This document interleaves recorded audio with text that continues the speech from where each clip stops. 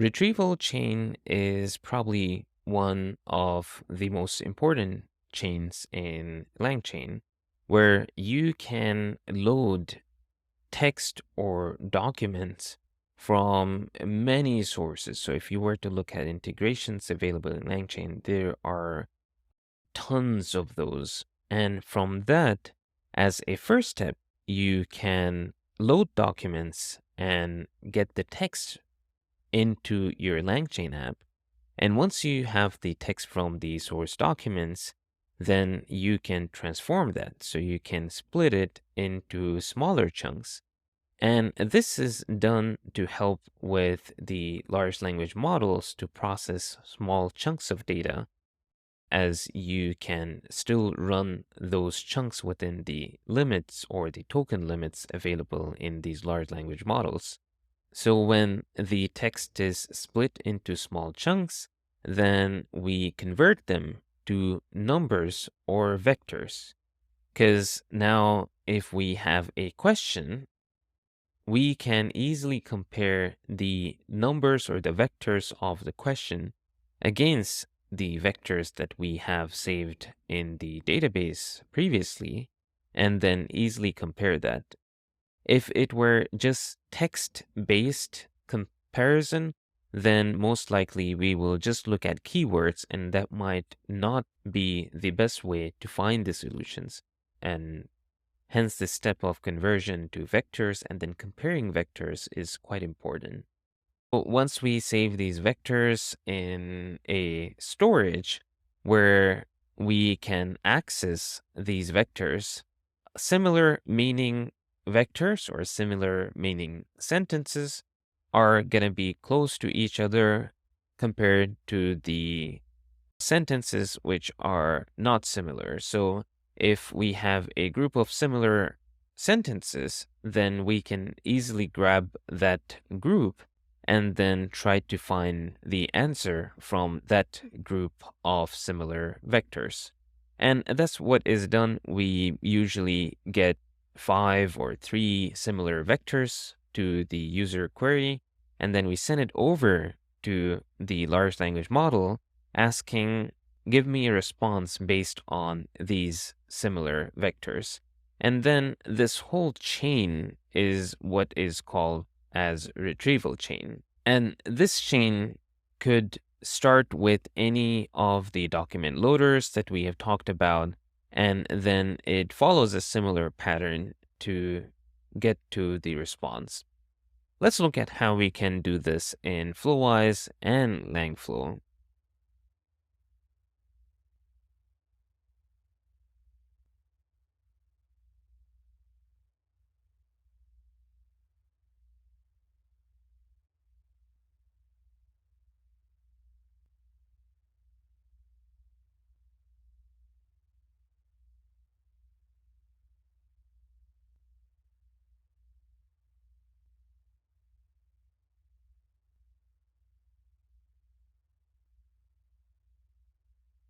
So first thing, what I'm going to do is I'm going to create a new flow where I would like to start with a given document loader. So there are many different types of document loaders. And again, based on your data type, you can select the appropriate document loader. So some of the most common ones that we have seen that people have use cases for are either docx or the Notion loader or the text file or the PDF file.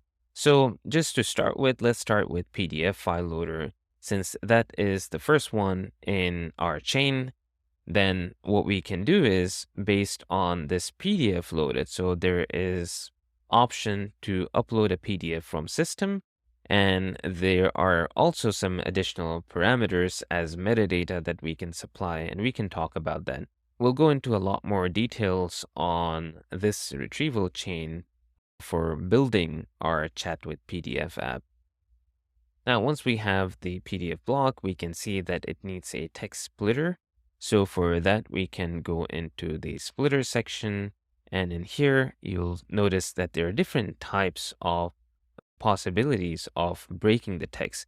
And there's also some information available that this character text splitter splits only one type of character, which is default of new lines. And then there is recursive text splitter, which has some different way of splitting the text. There's also something that is specifically for code text splitting. So you can choose different ones and try. There's also some discussions in the community as which one works better. Personally, I've tried character and recursive for many of the documents, and I've gotten similar results. And in general, you can test them based on your documents and see which one works best. Now, there are two options in here. You can see for this particular text splitter, the chunk size, which is going to be the size of the text that will be used to create the embedding. So these chunks right here. And with that, there's also option to have an overlap.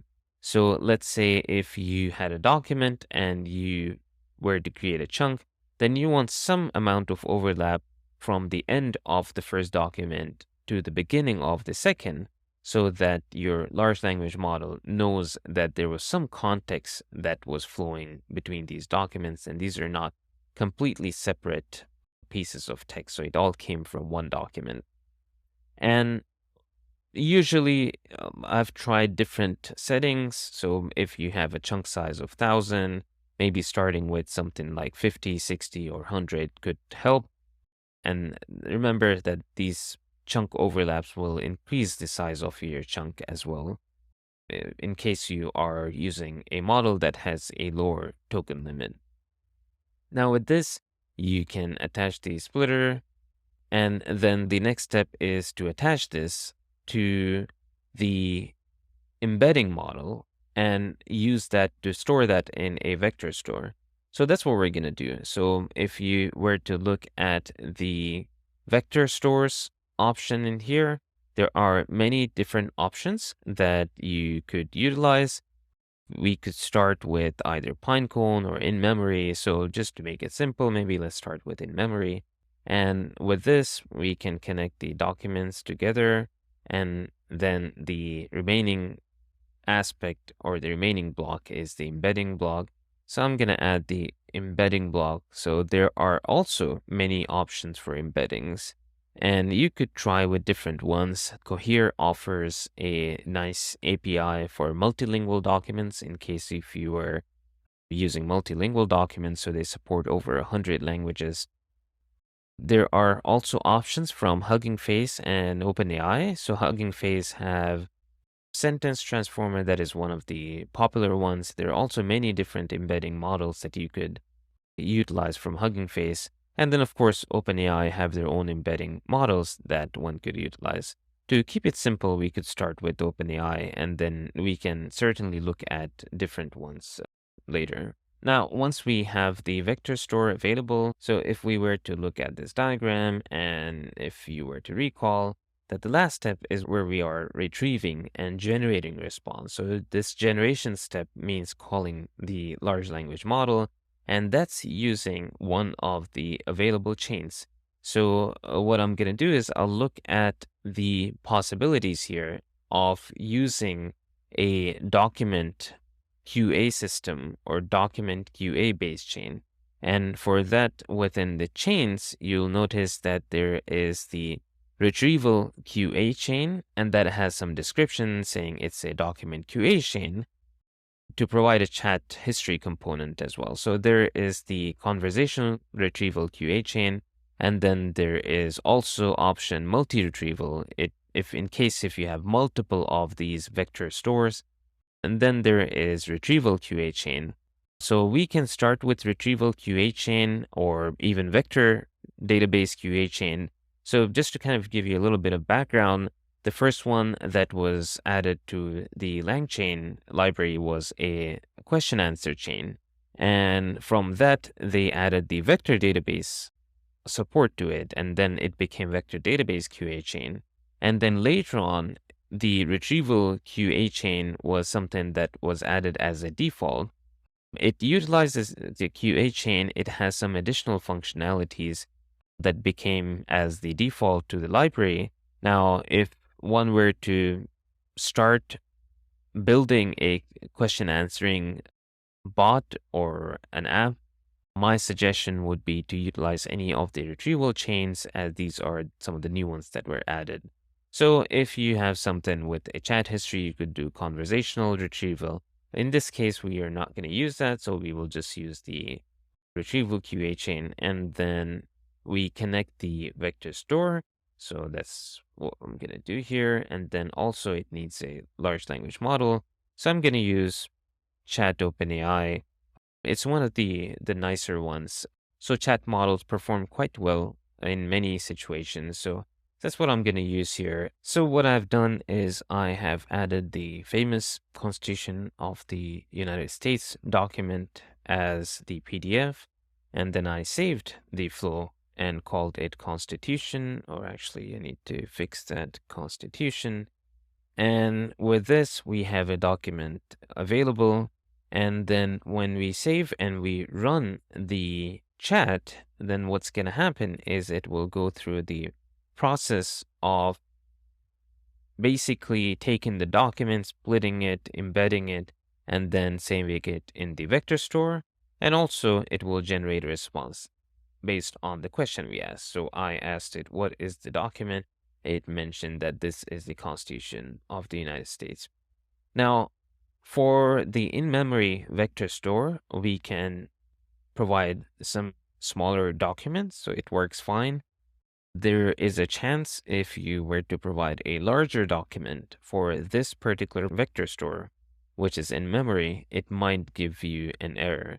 So you might want to make sure that your system allows for the in-memory one to work. Now, there are many providers for the vector stores that we can certainly explore. The common theme that you will see among these vector stores is that they have an upsert block that will take the document and save it in the vector store. And then they have the load blocks that you can load in a different flow where the task is only to get the information out from the load block. So in this case, what we have done is we use just the in-memory, which takes care of both. In some other cases and in some of the YouTube videos that I have shared, I have used both of these blocks. So if we were to replace the in-memory block with the upsert block from Pinecone, and then provide the API keys and the environment and run, it will perform similar action. It will save it to Pinecone vector database, and also you can ask questions directly in here. But if we were to create a new flow and the task was to just get the information which is saved and not necessarily add new document, in that case, what we'll do is we'll take the load block and then we will provide the right index and the right parameters in case if there's a namespace or so. That's the partition, and then we can pull that info together. So we're going to have some additional videos talking about these document loaders and then also utilizing some of the other embeddings and LLMs as well as vector stores as we progress through the course.